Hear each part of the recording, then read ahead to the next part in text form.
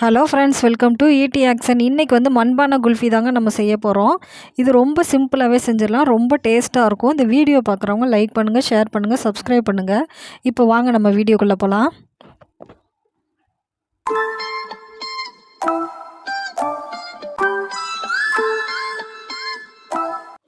இப்போ இந்த குல்ஃபி செய்கிறதுக்கு வந்து நான் வந்து 1.5 லிட்டர் பால் எடுத்திருக்கேங்க. அதாவது ஆரஞ்சு கலர் பாக்கெட் தாங்க எடுத்திருக்கேன். அதில் தான் நம்மளுக்கு பால் வந்து ரொம்ப நல்லா திக்காக கிடைக்கும். இங்கே பாருங்கள், இப்போ வந்து நான் ஒரு அகலமான பாத்திரமாக தான் எடுத்திருக்கேன். வடைச்சட்டி தான் எடுத்திருக்கேன், அதாவது கடாயி. இந்த மாதிரி அகலமான பாத்திரத்தில் நம்மளுக்கு செய்யலை வந்து சீக்கிரம் சூடேறி சுற்றி கொதிக்க ஆரம்பிச்சிருங்க. சீக்கிரம் செஞ்சிடலாம், பால் சீக்கிரமாக வற்றி வந்துடும். இங்கே பாருங்கள், 3 பாக்கெட்டு சேர்த்துருக்கேன். இப்போ வந்து இதை வந்து அடுப்பை ஆன் பண்ணி வச்சிடலாங்க.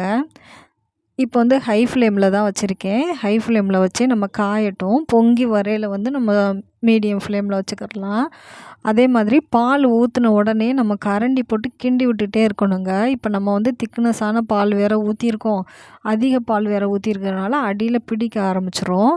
இந்த மாதிரி கரண்டி போட்டு நம்ம கிண்டி விட்டுட்டே இருக்கணும். கொதி வந்துருச்சுன்னா நம்மளுக்கு வந்து நல்லா கொதிக்க ஆரம்பிச்சிரும், அதுக்கப்புறம்லாம் பிடிக்காது. இங்கே பாருங்கள், இப்போ நல்லா கொதி வந்துருச்சு. இவ்வளோ நேரம் நான் கைவிடாமல் கிளறிட்டு தான் இருந்தேன். இப்போ வந்து பொங்கி வரையில் வந்து இப்போ வந்து அடுப்பை வந்து நம்ம சிம்மில் வச்சு கிளறி விட்டுட்டேன். இப்போ நல்லா கிளறி விட்ட பிறகு நம்ம கொஞ்சம் மீடியம் ஃப்ளேமில் வச்சிடலாங்க. மீடியம் ஃப்ளேமில் வச்சு விட்டோம்னா தான் சீக்கிரத்தில் கொதிக்கும், பால் வற்ற ஆரம்பிக்கும். இப்போ வந்து 1.5 லிட்டர் பால் எடுத்துருக்கோங்க. இது வந்து 3/4 லிட்டர் அளவுக்கு ஆகிற வரைக்கும் வற்றணுங்க. அப்போ தான் நம்மளுக்கு வந்து நல்லா க்ரீமியாக கிடைக்கும் பால். அந்த குல்ஃபிக்கு ரொம்பவே நல்லாயிருக்கும். இங்கே பாருங்கள், இந்த மாதிரி நம்மளுக்கு காய்ச்சி வரையில் இந்த ஆடை வரையில் உள்ளே தட்டி தட்டி விட்டோம்னா அது ரொம்பவே நல்லா டேஸ்ட்டாக இருக்கும். இது இப்போ பால் காஞ்சிக்கிட்டே இருக்கட்டும். இப்போ வந்து நான் பாதாம் பருப்பு எடுத்திருக்கேங்க. இதுக்கு 50 கிராம் அளவுக்கு பாதாம் பருப்பு எடுத்திருக்கேன். ஒரு 10 பிஸ்தா பருப்பு அளவுக்கு சேர்த்துருக்கேன். இது வந்து நம்ம உடனே செய்கிறதுனால இது ஊறுறதுக்கு எனக்கு டைம் இல்லைங்க. அதனால உடனே நம்ம தோலை எடுக்கணுன்றதுக்காக இது வந்து ஒரு நிமிஷம் கொதிக்க விட்டுருக்கேன். வெந்நீர் வச்சு 1 நிமிஷம் கொதிக்க வச்சுருக்கேங்க. இங்கே பாருங்கள், இப்போ தான் இறக்கி வச்சுருக்கேன். இப்போ இதிலேருந்து நல்லா தோலெல்லாம் எடுத்துகிட்டே பாருங்கள். இது ரொம்ப ஈஸியாக வந்துடுங்க. ஒரு நிமிஷம் வெந்நீரில் கொதிக்க வச்சுட்டோம் பாதாம் பருப்புன்னா தோல் எடுக்கிறதுக்கு ரொம்ப ஈஸியாக இருக்கும். இங்கே பாருங்கள், பிஸ்தாவையும் அது கூடவே போட்டுட்டா தோல் நம்மளுக்கு நல்லா சுத்தமாக அந்த மாதிரி வந்துடுங்க. எடுக்கிறதுக்கு ரொம்பவே ஈஸியாக இருக்கும். இது நம்ம நைட்டு ஊற வச்சு எடுத்துட்டோம்னா தான் பாதாம் பருப்புலாம் வரும் தோல். இல்லாட்டினா உடனே செய்கிறேன்னா இந்த மாதிரி செய்யுங்க. இப்போ வந்து இதை வந்து நம்ம மிக்ஸி ஜாரில் இப்போ போட்டு அரைச்சிக்க போகிறோங்க. இங்கே பாருங்கள், ஒரு ஜார் எடுத்திருக்கேன். இதில் வந்து நம்ம பாதாம் பருப்பு 50 கிராம் அளவு எடுத்திருக்கேங்க. 1.5 கிலோ பாலுக்கு இது கரெக்டாக இருக்கும். 10 பிஸ்தா பருப்பு போட்டிருக்கேன். இது எல்லாமே இப்போ வந்து நான் கொஞ்சம் பால் ஊற்றி கொரப்பாக அரைச்சிருக்கேங்க. ரொம்ப நைஸாக அரைச்சிடக்கூடாது. அதே போல் ரொம்ப துருவின மாதிரி போட்டாலும் நல்லா இருக்காதுங்க. இது இந்த மாதிரி அரைச்சி போட்டு பாருங்கள், ரொம்பவே நல்லா டேஸ்ட்டாக இருக்கும். கொஞ்சம் திப்பி திப்பியாக அரைச்சிருக்கேன் பாருங்கள். இப்போ நம்ம இது கூடவே முந்திரி பருப்பு சேர்த்து அரைக்கிறேன்னா கூட அரைச்சிக்கலாங்க. நான் இன்றைக்கி முந்திரி பருப்பு சேர்க்கலை, பாதாம் பிஸ்தா மட்டும்தான் சேர்த்துருக்கேன். நீங்கள் தேவைப்பட்டால் சேர்த்துக்கலாம். இப்போ அது இருக்கட்டும். இப்போ வந்து ஒரு கிண்ணத்தில் வந்து நான் வந்து கார்ன்ஃப்ளவர் மாவு சேர்க்க போகிறேங்க. கொஞ்சமாக தான் சேர்க்க போகிறேன். இங்கே பாருங்கள், டீஸ்பூனில் தான் வந்து 1/2 டீஸ்பூன் எடுக்கிறேன். ரொம்ப சேர்த்துடக்கூடாது, ரொம்ப சேர்த்தோம்னா நல்லா இருக்காது, டேஸ்ட்டு மாறிடுங்க. இது வந்து லைட்டாக கொஞ்சம் இது டேஸ்ட்டுக்காக தான் இந்த மாதிரி கார்ன்ஃப்ளவர் மாவு சேர்க்குறேன். கொஞ்சம் அது வந்து க்ரீமியாக கிடைக்கும் இந்த மாதிரி சேர்க்கையில். அதுக்குன்னு ரொம்ப சேர்த்துட்டோன்னா நல்லாவே இருக்காதுங்க, சுத்தமாக வேறு மாதிரி இருக்கும் டேஸ்ட்டே. இங்கே பாருங்கள், ஒரு 1/2 ஸ்பூன் அளவுக்கு தான் எடுத்து நல்லா தண்ணி தான் ஊற்றிருக்கேன். ஒரு 2 டேபிள் ஸ்பூன் அளவுக்கு தண்ணி ஊற்றி நல்லா கரைச்சி வச்சுருக்கேங்க. இப்போ நம்ம பாலை பார்க்கலாம். இங்கே பாருங்கள், பால் இப்படியே ஆடையாக வருது பாருங்கள். ஆடை வரையில் இப்படியே நம்ம உள்ளே தள்ளி தள்ளி விடையில வந்து ரொம்ப நல்லா டேஸ்ட்டாக இருக்கும். இந்த மாதிரி சுற்றி வர்றதெல்லாம் எடுத்து விடுங்க. எடுத்து விட்டால் தான் நல்லாயிருக்கும். இப்போ வந்து நான் கலருக்கு வந்து லெமன் கலர் வந்து ஒரு பிஞ்ச் அளவு தாங்க சேர்க்குறேன். ரொம்ப சேர்க்கக்கூடாது கலரு. ரொம்ப எல்லோவாக இருந்தாலும் நல்லா இருக்காது.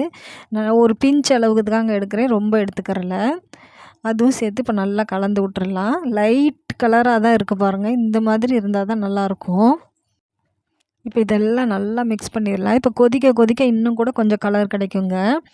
இப்போ வந்து நான் மில்க் மேட் வந்து ஒரு 2 டேபிள் ஸ்பூன் அளவுக்கு சேர்க்குறேங்க. இது வந்து நம்ம கடைகளில் சாப்பிட்ற குல்ஃபி டேஸ்ட்லேயே அப்படியே இருக்கும். அதனால் ஒரு 2 டேபிள் ஸ்பூன் அளவுக்கு தாங்க சேர்க்குறேன். ரொம்ப கூட சேர்க்கல நான். இதுவே போதும். இதுக்கு கரெக்டாக இருக்கும், நல்லாயிருக்கும். இப்போ வந்து இனிப்புக்கு வந்து நான் வந்து 100 கிராம் அளவுக்கு வந்து சீனி எடுத்திருக்கேன். அதாவது சர்க்கரை எடுத்திருக்கேங்க. நீங்கள் இனிப்புக்கு தேவைப்பட்டால் இன்னும் கொஞ்சம் ஒரு 2 டேபிள் ஸ்பூன் அளவுக்கு கூட சேர்க்கலாம். இது வந்து நம்ம மில்க் மேட் வேறு சேர்த்துருக்கறனால கரெக்டாக இருக்கும். இப்போ இது கூடவே நம்ம கரைச்சி வச்சுருக்க கார்ன்ஃப்ளவர் மாவையும் சேர்த்துக்கிறலாங்க. சேர்த்து இது எல்லாமே நல்லா மிக்ஸ் பண்ணலாம். நல்லா கொதி வரட்டும். இது நம்ம கார்ன்ஃப்ளவர் மாவு கொஞ்சமாக தான் சேர்த்துருக்கோம். அதனால ரொம்பலாம் திக்காலாம் வராது. நம்மளுக்கு கரெக்டான இது கிடைக்கும். நல்ல டேஸ்ட்டாக இருக்கும் இது. இப்போ மில்க் மேடு சேர்க்குறது வந்து நம்மளுக்கு வந்து ரொம்பவே நல்ல டேஸ்ட்டாக இருக்கும். நம்ம கடைகளில் வாங்கி சாப்பிட்ற டேஸ்ட்லேயே இருக்குங்க. அப்படியே அந்த டேஸ்ட்லேயே இருக்கும் குல்ஃபி. இப்போ வந்து இது கூடவே நம்ம அரைச்சி வச்சுருக்க பாதாமும் பிஸ்தாவையும் சேர்த்துக்கிறலாங்க. இதையும் சேர்த்து நல்லா மிக்ஸ் பண்ணி கொதிக்க விடலாம். இப்போ இது ஒவ்வொருத்தவங்க துருவி போடுவாங்க. துருவி போடுறத விட இந்த மாதிரி அரைச்சி போட்டிங்கன்னா ரொம்பவே நல்லாயிருக்கும் சாப்பிட்றதுக்கு. இங்கே பாருங்கள், இதெல்லாம் நல்லா மிக்ஸ் ஆகட்டும். இங்கே பாருங்கள், எல்லாம் நல்லா மிக்ஸ் ஆகிடுச்சு. நம்மளுக்கு கலருமே கிடச்சிருச்சு பாருங்கள். இப்போ வந்து லாஸ்ட்டாக வந்து ஒரு 1/4 டீஸ்பூன் அளவுக்கு நான் வந்து வெண்ணிலா எசன்ஸை சேர்க்குறேங்க. சேர்த்து நல்லா கொதிக்குது பாருங்கள். கொதிச்சிருச்சு. இப்போ நல்லா வற்றிருச்சுங்க. இப்போ அடுப்பு ஆஃப் பண்ணியாச்சு. இது நல்லா ஆறட்டும். ஒரு 1/2 மணி நேரம்னாச்சும் ஆறணுங்க நல்லா.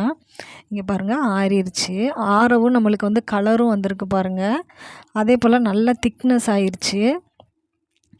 அவ்வளோதாங்க. இன்றைக்கி நான் வந்து மண்பானையில் தான் ஊற்றி வைக்க போகிறேன். இது நம்ம தேவைப்படுறதுல ஊற்றிக்கலாம். கிளாஸ்லேயும் ஊற்றி வச்சுக்கிறலாங்க. இது மண்பானை இன்றைக்கி இருக்குது. நான் அதில் செய்கிறேன் பாருங்கள். பாருங்கள், இந்த மாதிரி ஊற்றி வச்சுக்கிறலாம். இது வந்து எனக்கு வந்து 1.5 லிட்டர் பாலுக்கு வந்து நான் ஒரு 9 மண்பானையில் ஊற்றி வச்சேங்க. ஊற்றி வச்சுமே மீதம் இருந்துச்சு. ஒரு கிண்ணத்தில் எடுத்து ஊற்றிருக்கேன்.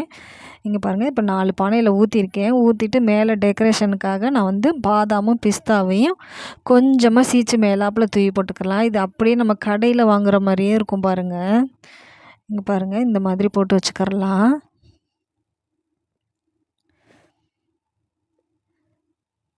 இங்கே பாருங்கள், நமக்கு அப்படியே கடையில் வாங்குகிற மாதிரியே இருக்குது பாருங்கள். கலர் எல்லாமே அதே போலயே இருக்குது. இது வந்து இப்போ நம்ம வந்து ஃப்ரீசரில் வந்து ஒரு 2 மணி நேரம் தாங்க அதை வச்சு எடுக்க போகிறேன். இங்கே பாருங்கள், 9 பானையில் இன்றைக்கி நான் ஊற்றிருக்கேன். ஊற்றிட்டு ஒரு பவுல்லையும் வந்திருக்கு பாருங்கங்க.